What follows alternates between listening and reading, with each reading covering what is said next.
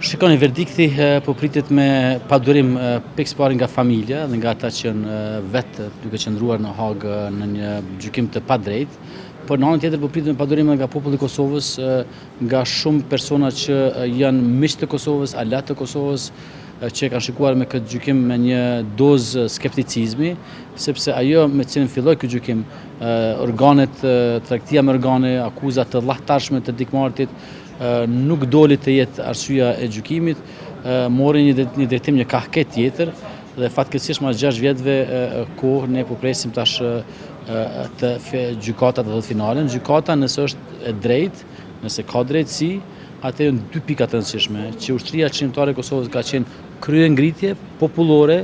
jo ushtri organizuar siç ka qenë e Serbisë, dhe dy, liderët e UÇK-s nuk kanë qenë